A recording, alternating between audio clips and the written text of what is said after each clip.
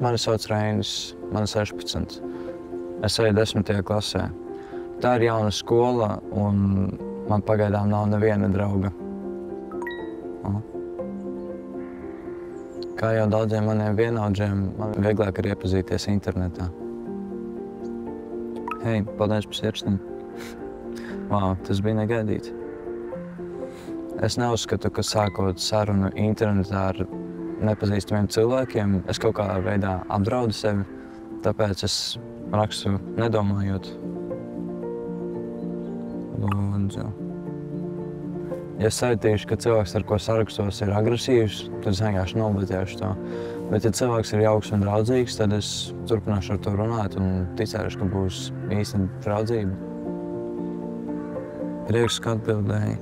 Tev arī labs saturs, piesakojos. Nice. Par kuru manu postu tu domā? Es arī tāpat kā to fanoju par animē. Nesen noskatījos jauno A Sign of Affection. Esi redzējis? Tas vien, ka cilvēkam, ar ko sarakstos, interesē manas intereses, liek man garantēti domāt, ka saruna varētu turpināt. Vēl nē, kāda tēma. Nespoilošu, iečeko. Reāli iesaku. Es no Rīgas, tu arī? Man nav taisnība, bet es domāju, ka, lai sadraudzēties ar jauniem draugiem, ir jāpasaka par sevi visu. Piemēram, kur es dzīvoju, kur dzīvo mani draugi. Tas varētu būt mana adrese, manas bildes, varbūt kredītkartes numurs vai vēl kaut kas cits. Varbūt es vēl neapzinos, ka šitāda informācija varētu kaitēt man, jo kāds varētu izmantot šo informāciju pret mani.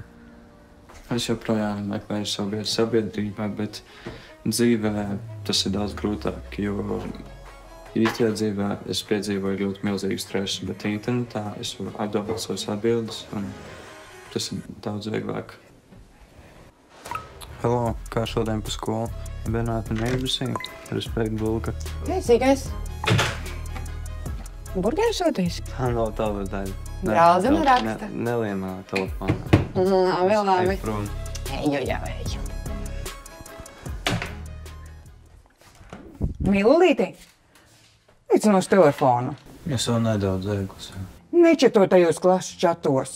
Es nevienu nečetoju. Nu, jā. Ar labu naktu.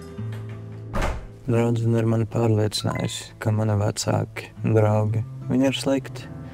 Un, ja man būs kaut kādas problēmas, pie kā es versīšos, protams, ne pie kā.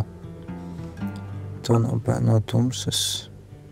Protams, nē. Tev. Man ir bail, ko tu teiksi par manu bildi.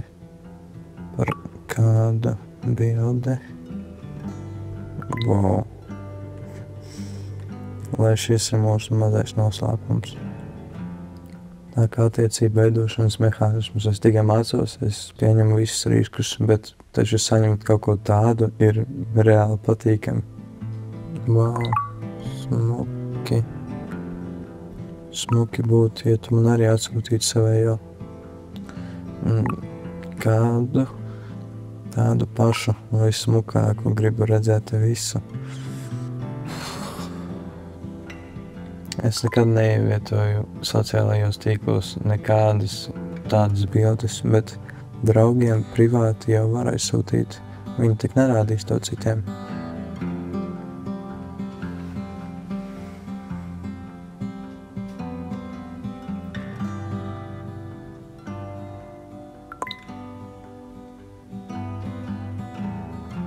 Es lielisks. Un zini, mūsu starpā ir īpaši saiti. Es tiešām ticu, ka tā arī ir. Šodien Maksa stulba diena. Klasē visi ir idioti.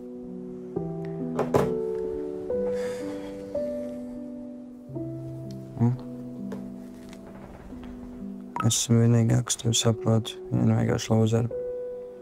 Fakts. Viņa pilnībā ir ieguvusi manu uzticību, ko nevar pateikt par manu ģimeni un draugiem. Ja viņi man pamestu, es būtu reāli vientuļš. Klau, satiekamies rīt. Labi, varam.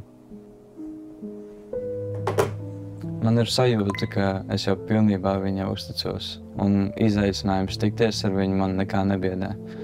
Jā, vecāki ir teikuši, ka es nedrīkstu nekur doties, bet kāda problēma, ja tas ir publikā? Tu taču atceries, mūsu draudzība ir noslēpums. Viņa var nebaidīties. Es nevienam nepateikšu, jo cilvēki tāpat nesaprot mūsu draudzību. Protams, līdz rītam.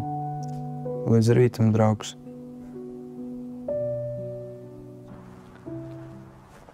Sveiks, Reini! Sveika.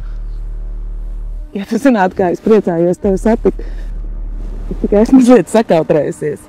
Es arī. Tas ir tikai normāli. Klausies, tu dzīvē izskaties vēl labāk nekā video. Čips gribi? Jā.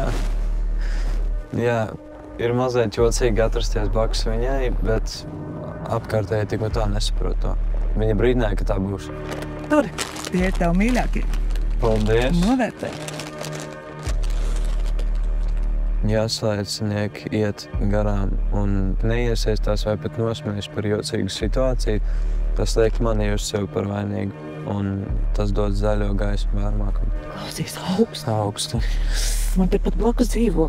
Varbūt aizējam pie manis, paķersim tēju. Es nezinu, vai es varu. Nu, vai, protams, ka varam. Mēs tā kā esam draugi. Es viņam pateicu, ka es pēc treniņa uzreiz Viņi tā kā ir darbā un būs mājās 9:10. Jā, bet Ejam? Ok.